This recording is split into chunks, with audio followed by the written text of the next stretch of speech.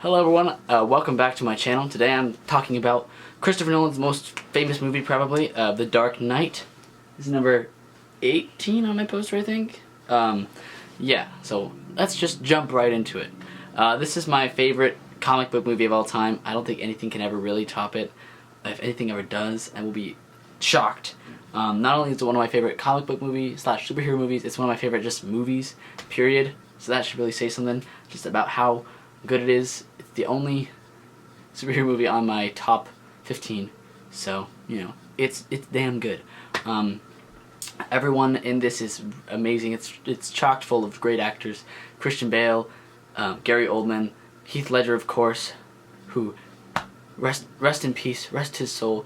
So sad what happened to him. He could have done. I would have loved to see what other great movies he would have done had he not passed away. His performance as the Joker in this is just one of the best performances ever. It's just so good, especially knowing that he's a British guy. I would never tell. I would never be able to tell that he's British from this. He plays the Joker just so well. He's terrifying to watch sometimes, and yet at the same time he's hilarious, and you kind of are rooting for him just a little bit because you kind of want to see him just do his crazy antics. He's just such a great villain. This movie has my favorite villain, Joker, in it. My favorite superhero of all time, Batman, directed by one of my favorite directors. You can't go wrong with this. One of my favorite scenes is definitely when the truck flips. Batman's weaving in and out of it. The truck does that giant flip and there's no sound. There's no music at all, and it just crashes, and I'm just, every time I watch it, even though I've seen it so many times, each time I'm just blown away with how cool it looks. Another one of my favorite scenes is, well, all the scenes when the Joker is doing his "Why So Serious" monologue and he sticks the knives in all those people's mouths. Each time you're just so on edge. You're just scared for the people that he's gonna kill. Each time it's just so scary. Another one of my favorite parts of the movie, I always kind of forget that Two-Face is in this, which is I love that Two-Face is in this. He's one of my favorite villains of all time. You've got the Joker, the best portrayal of the Joker of all time in this movie, and then Two-Face comes in. It's just a nice cherry on top. He's there for a little bit, and then he dies.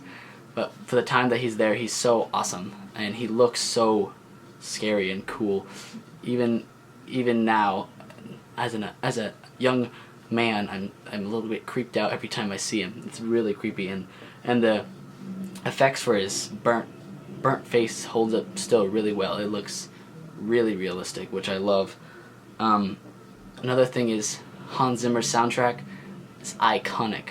Every scene, he's racing down on his bike. Bum, bum, bum, bum, bum.